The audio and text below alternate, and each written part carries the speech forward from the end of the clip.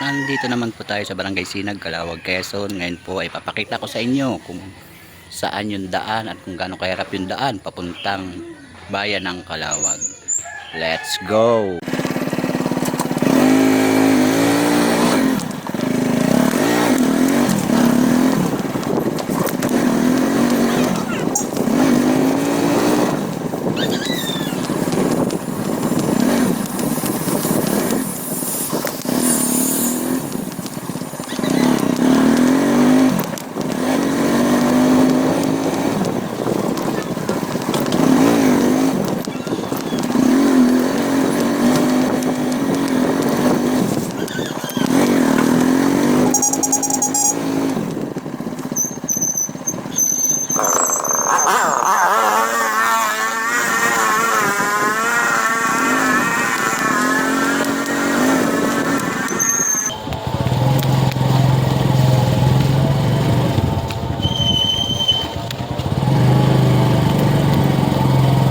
Guys, sobrang hirap nitong daan na to.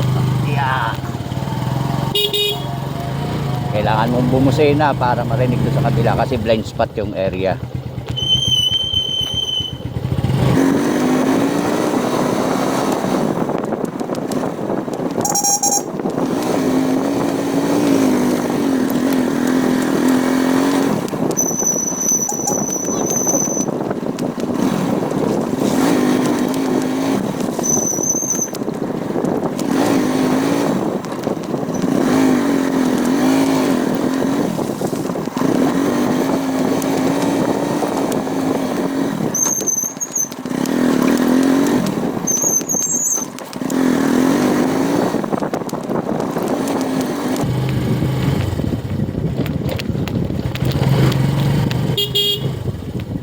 Guys, kung napapansin nyo kanina, medyo malapad yung daan. Ngayon, 2 dangkal na lang.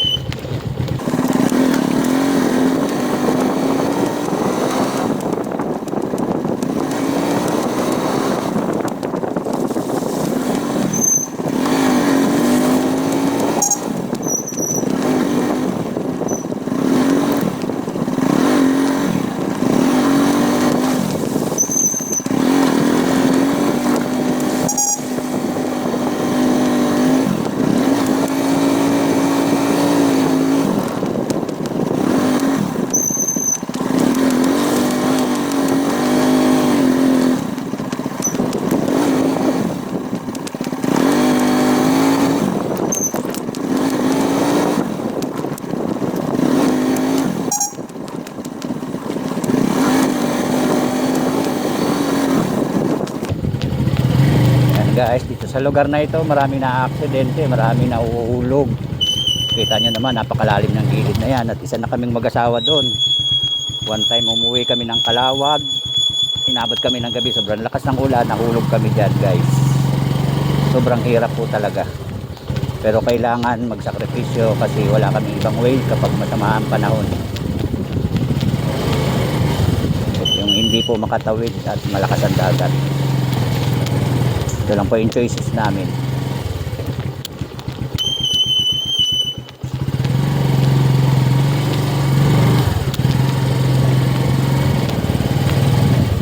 Sobrang liit na, kurbada pa. Yeah.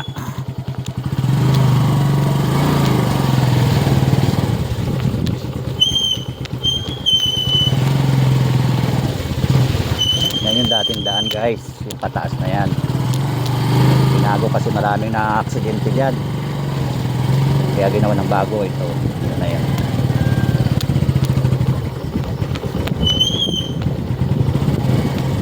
Ayan po, ito pa isang lugar na kinatatakutan ng mga motorista kasi once na mahulog ka, puro bato yung lalaglagan mo, tapos sobrang liko pa ng daan.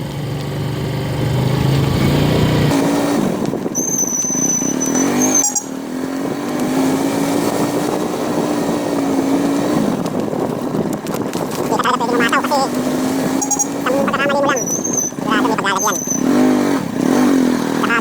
yung mga gigit ng patwis, ang dami ng lumot.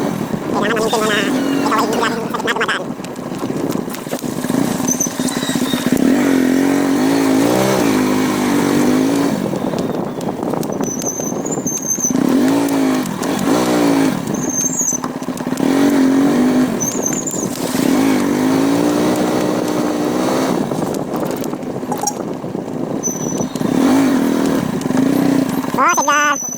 Kalawag. Oo nga.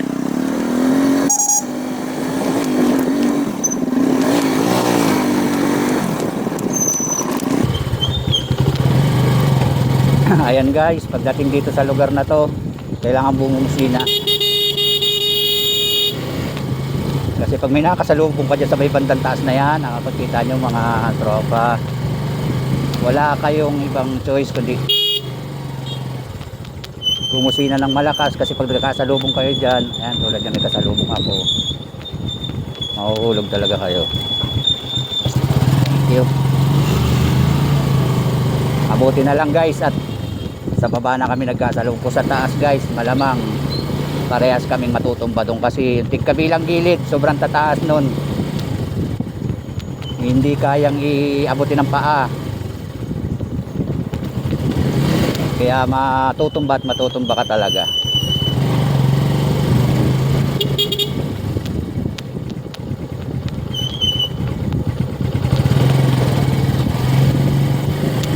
Yan, yan. Kita nyo guys, yung mga estudyante na yon, papunta pa yun ng barangay Dapdap, papasok pa yun guys. So late na sila, sobrang layo kasi yung iba kasi walang mga motor, nagdatsaga silang maglakad simula barangay Tamis hanggang barangay Dapdap, almost 3 kilometers ang lalakarin nila.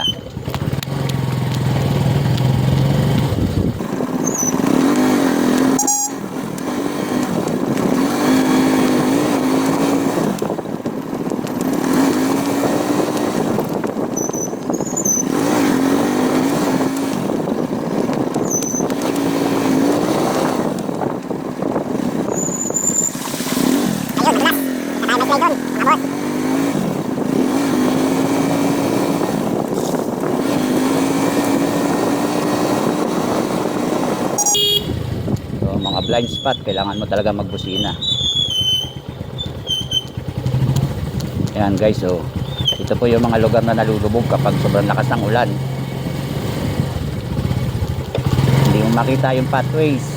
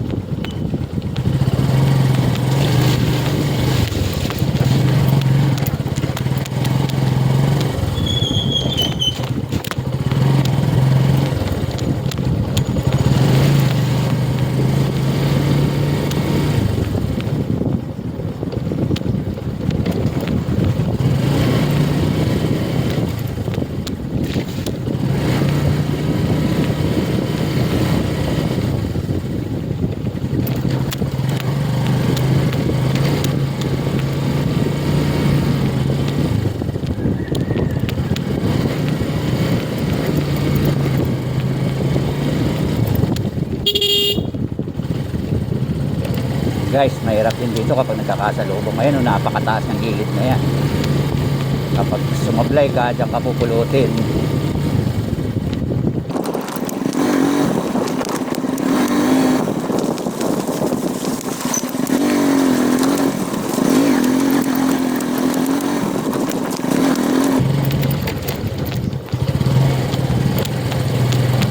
Sana guys, supportahan nyo ako sa aking pag-vlog. Paki-follow and share po ang aking YouTube channel at Boss Obet. Aking page po sa Facebook account ko po, Boss Obet. Paki-follow po at paki-share na rin po. Laking tulong po para sa akin yan, para makatulong po tayo sa kapwa natin mamamayan. Maraming salamat po.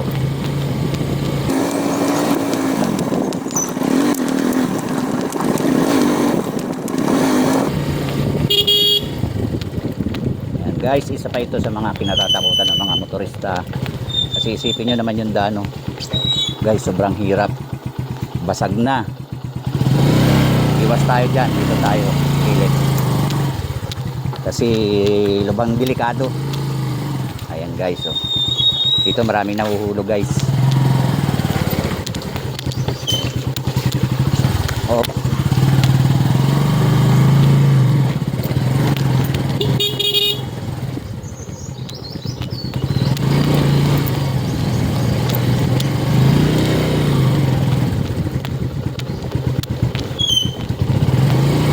Ayan, shoutout nga pala kay Boss J, ang vlogger na nakarating dito.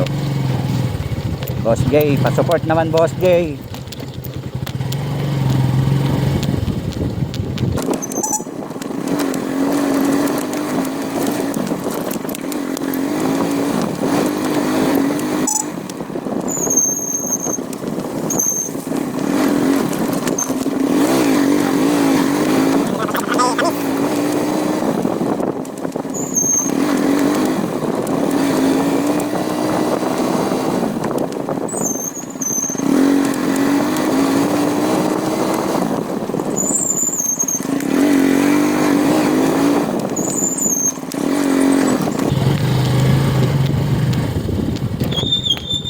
Grabe, hindi talaga na-repair, tinambakan lang ng bato. Dahil na rin siguro sa kakulangan ng budget ng kada barangay, maraming pathways ang hindi nare-repair. Kaya kung matutulungan niyo ako guys, paki-follow and share po ang aking mga videos para kahit pa paano makatulong tayo kahit sa pag-repair ng pathways. Dahil ito po ay araw-araw dinadaanan ng mga estudyante, ng mga nagdanais pumasok, makapagtapos sa pag-aaral.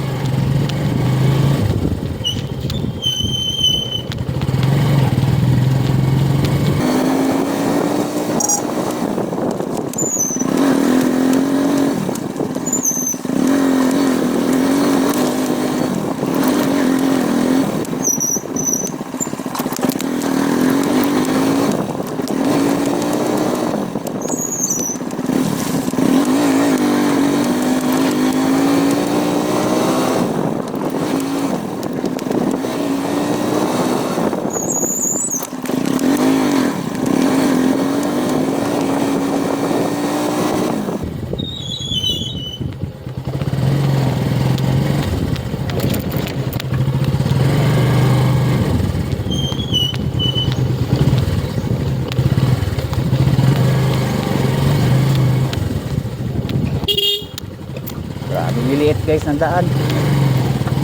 Kagalingan na lang talaga, pero isang pagkakamali mo talagang mahuhulog at mahuhulog ka.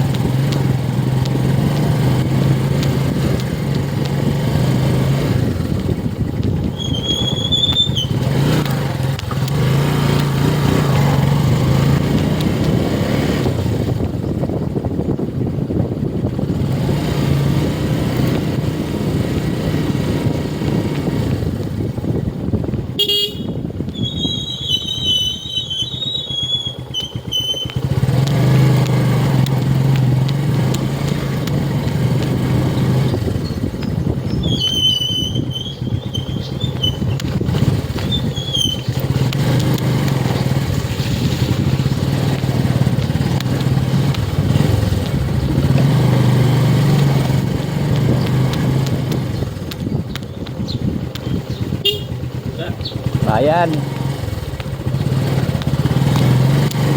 Ayan, Barangay Tamis pa rin po ito.